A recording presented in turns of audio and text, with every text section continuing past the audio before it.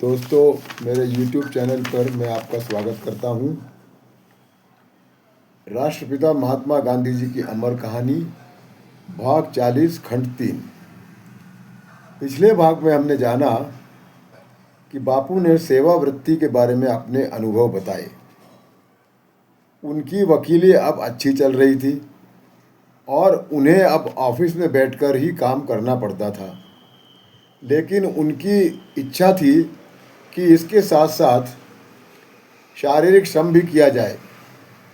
इसलिए उन्होंने रुस्तम जी शेठ के सहयोग से और डॉक्टर बोझ की देखरेख में जो अस्पताल हिंदी लोगों के लिए बनाया गया था, वहाँ 2 घंटे रोज स्वयंसेवक बन के काम किया और इसके साथ ही बच्चों के लालन पालन के बारे में भी अपने विचार बताए।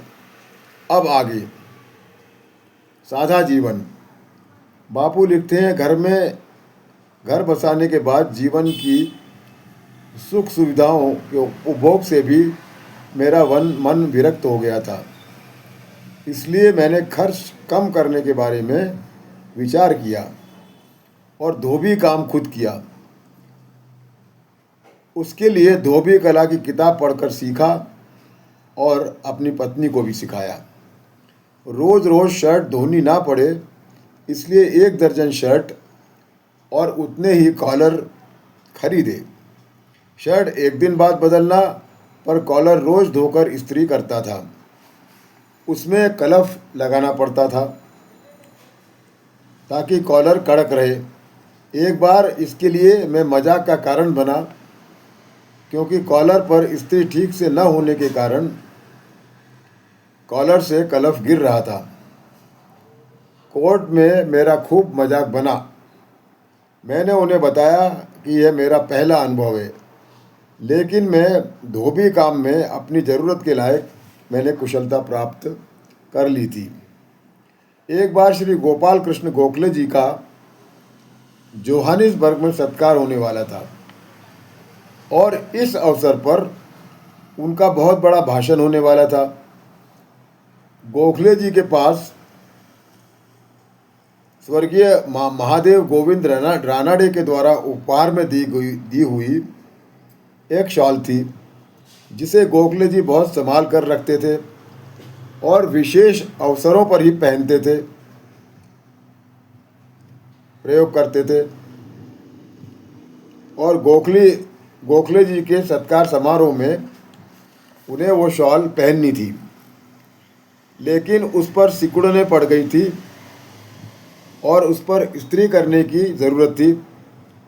धोबी के पास जाकर इस्त्री कराना संभव नहीं था, इसलिए मैंने गोखले जी से अपनी धोबी कला का उपयोग करने की अनुमति मांगी।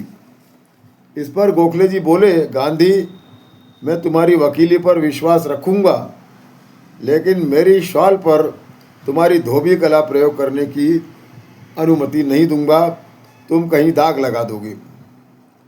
मैंने गोखले जी को शॉल गंदी न होने का अथवा दाग न लगने का भरोसा दिलाया। इस शॉल के बारे में पूरा किस्सा गोखले जी ने मुझे अत्यंत उत्साह से सुनाया।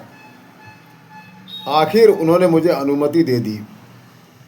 गोखले जी की अनुमति में ही मेरी कुशलता का प्रमाण पत्र मुझे मिल चुका था। फिर यदि सारी दुनिया ने भी नहीं दिया तो क्या बिगड़ता था। धोबी पर निर्भरता की गुलामी से छुटकारा मिला। अब नाई का प्रश्न था। विलायत में सभी दाढ़ी बनाना सीख जाते थे, लेकिन बाल काटने के बारे में मुझे कल्पना नहीं थी। प्रिटोरिया में एक बार जब मैं गोरे नाई की दुकान पर बाल कटवाने के लिए गया, तब उस नाई ने मेरे बाल काटने से तो मना किया, पर साथ ही मना करते समय तिरस्कार भी व्यक्त किया। तभी मैं बाजार गया और बाल काटने का सामान लेकर आया और शीशे के सामने खड़े होकर बाल काटने की कोशिश की।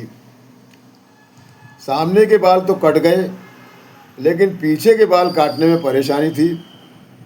जैसे तैसे काटे और कोड़ गया तो मेरा खूब मजाक बना। लोग बोले, गांधी, तुम्हारे सिर पर चूहों ने प्रयोग किया लगता है। मैंने कहा नहीं, गोरा नाई काले आदमी के सिर को क्यों स्पर्श करेगा, इसलिए खराब ही सही लेकिन मुझे अच्छे लगते हैं। इस उत्तर का मित्रों को आश्चर्य नहीं लगा।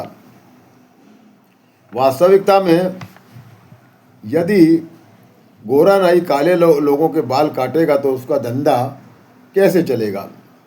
हमारे देश में भी हम उच्च वर्णीय लोगों के नाई को अस्पृश्य लोगों के बाल कहाँ काटने देते हैं।